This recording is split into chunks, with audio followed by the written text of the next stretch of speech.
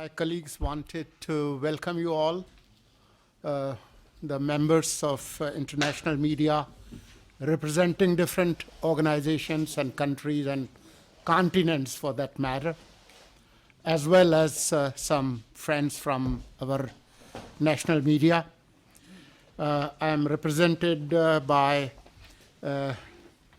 Madam Ambreen Jan, who works for the external publicity wing of the Ministry of Information, and I'm sure pretty much every foreign journalist knows her because she has been providing that facilitation. I'm accompanied by Ms. Baloch, spokesperson of the Ministry of Foreign Affairs, as well as we have representatives of Election Commission of Pakistan, as well as Interior Ministry. We are just I would say 4 days away from a major electoral exercise, a democratic exercise of the country of Pakistan.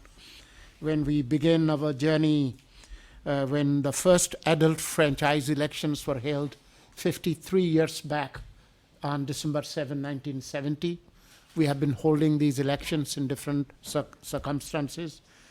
The continuity of the democratic process goes on, and I'm glad to say and declare that we have become fifth largest democracy in the world as we enter this process. 336 total National Assembly seats are up for grab. We have 266 National Assembly seats that would be contested. There are a lot of details about this exercise. I think it's 128.6 million voters will be exercising their right to vote.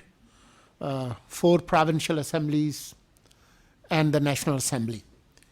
So we wanted to welcome you all and assure you that we have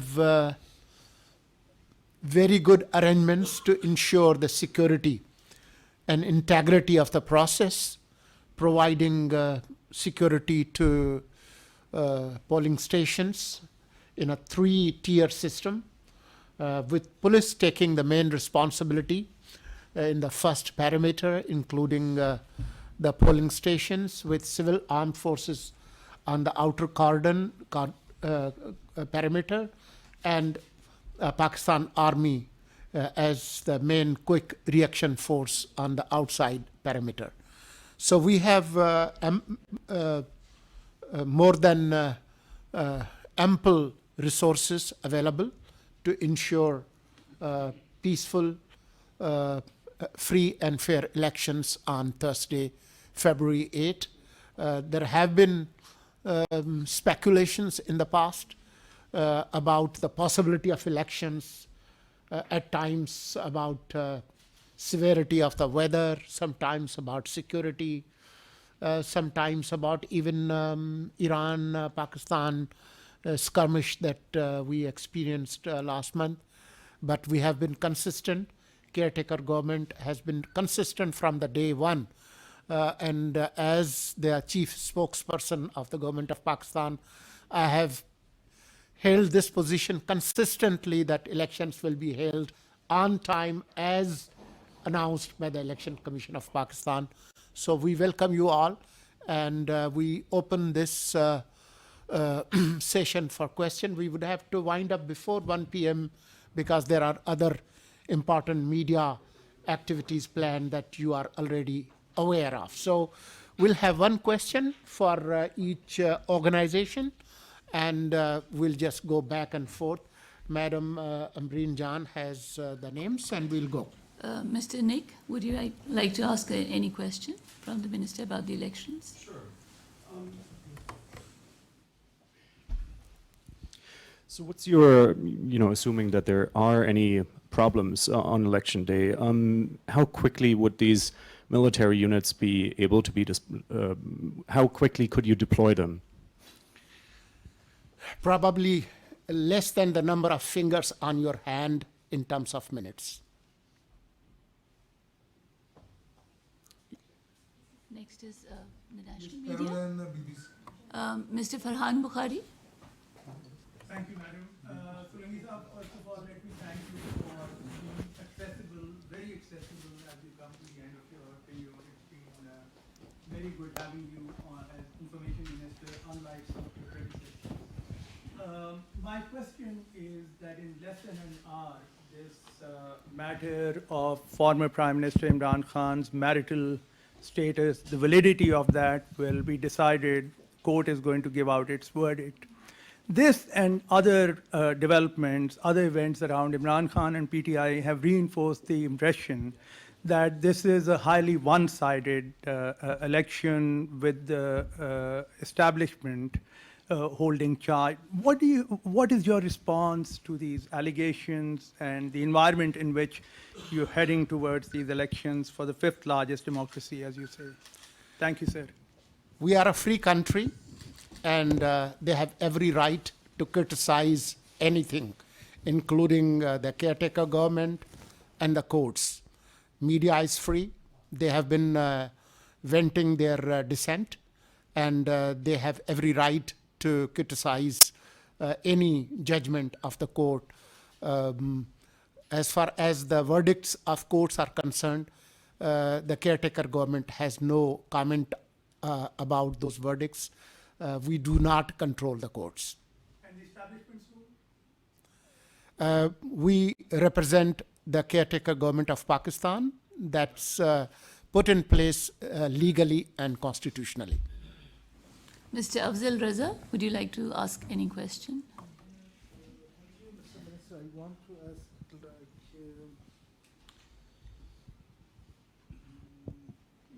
how many, can you please repeat the digits, how many voters would cast their votes for this year election? 128.6 million voters across Pakistan. How many, do you have any figures, Minister, to how many males and how many females? Yes, The we category do and, have figures.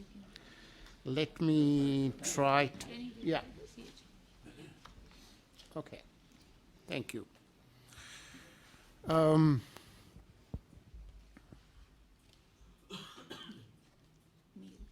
That's the percentage. Okay.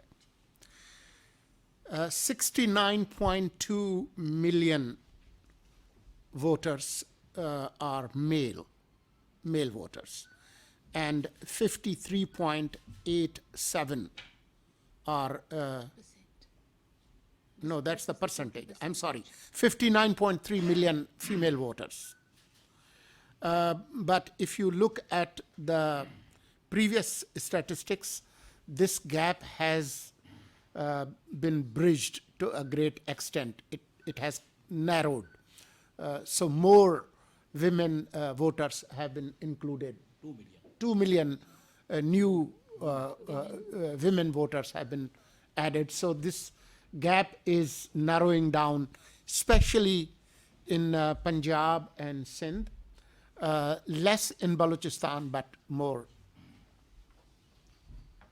Mr. Nazir? Thank you, ma'am. Sir, just a few days. Okay. Just a few days before the elections and terrorist attacks increase in Balochistan and KPK. So what do you think is the reason for the increase in these attacks, and what would you say about it? Thank you. Well, law and order and terrorism is not new to this country. We have been experiencing this for over a decade, especially around 2005 and 6 and 7. The 2008 elections were held in a very security threatened environment when there was a lot of terrorist activities. So that also continued in 2013, especially after August 15, 2021, when Taliban took over Kabul. Sadly, this terrorist spike has surged. And there are operational collaborations between different terrorist groups.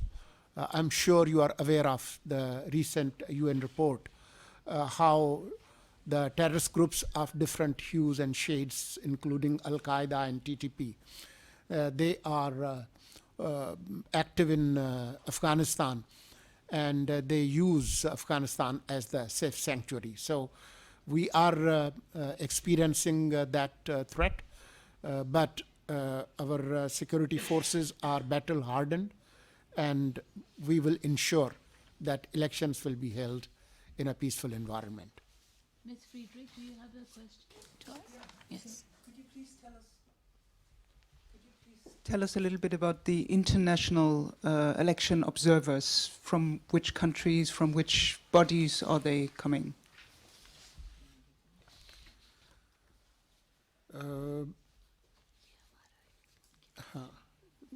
Do you have the figures of the foreign observers? I have.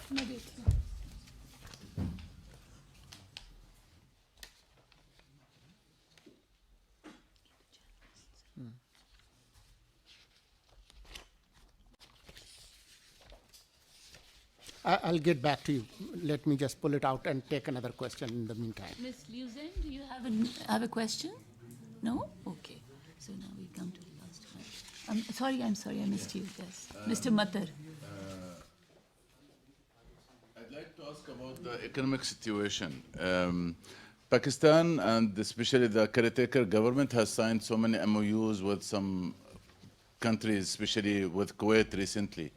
And there was some news about that there will be reconstructuring of the FBR, and maybe there will be change of the currency, the local currency. My question is about the economy. Whether this election, in a way or another, the result of this election will affect Pakistan's relation with, for example, the Gulf countries, will improve the economic situation. What is the fate of those MOUs signed during the Caretaker government, especially with Kuwait? The economic initiatives that took place during Caretaker government were taken in the background of SIFC, Special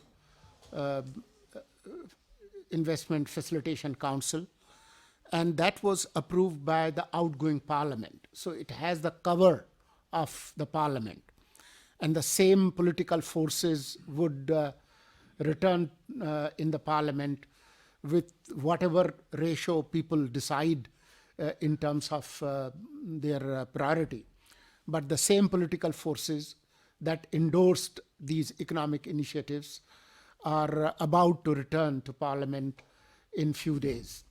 So I have full faith that these economic initiatives will continue, and our relationship with our partners in Gulf and elsewhere, including People's Republic of China, those relations will deepen, and Pakistan, that has been stabilized economically in last 5 months, there is enough to build on those initiatives. You can get back to her. About Ms. the Friedrich. FBR and the currency. I'm sorry? There was a part of my question about reconstruction of the FBR and changing of the currency. Yeah, even yesterday, SIFC approved, and our cabinet also approved economic reforms related to tax policy and FBR. But those changes will take place after we make some amendments in FBR and Customs Act, and that's the domain of the Parliament. So we will carry and forward those recommendations and the work that we have conducted so far to the next parliament. And we are hopeful that these will be approved because they are in the greater interest of Pakistan and its economic future. And that will also stabilize rupee-dollar relationship. As you have seen, the day Caretaker government took oath of office on August 17 last year, the official interbank rate was 296 rupees for a single dollar, but in open market we couldn't find a dollar in 350 rupees or even 400, and there were speculations that we will just go to 500 rupees for a dollar. But because of the administrative measures and some efficient working of the governance system, we have stabilized the economy and also the open rate and the curb rate on the dollar. Ms. Friedrich, you can repeat the question and the minister will answer now. My question was whether Foreign observers. yeah. Yeah. Well, 92 international observers from international organizations like Commonwealth, EU, and embassies of bilateral countries, they have been issued visa as observers, and they include countries like Russian Federation, Japan, South Africa, Zimbabwe, Netherlands, Malaysia, Hungary, Sweden, Azerbaijan, Germany, and Kyrgyz Republic. The last question? Yes. Ms. Gary, would you like to ask please. something? Yes. Thank you. You addressed the Imran Khan court cases, but I just wanted to ask, the PTI have alleged that there's been a campaign of intimidation, of violence, of abduction against them during the course of this election. I wanted to know what your response to that is. We find these allegations baseless and absurd. Yes, people have been arrested, but those arrests were made, some related to May 9 incidents and some involved in other criminal cases. So this allegation has no basis. However, they are free to express their dissent and allegations, even if they are baseless. The media carries them. At the same time, they have other legal options available, including the courts, including the highest courts of the land. Thank you. Thank you.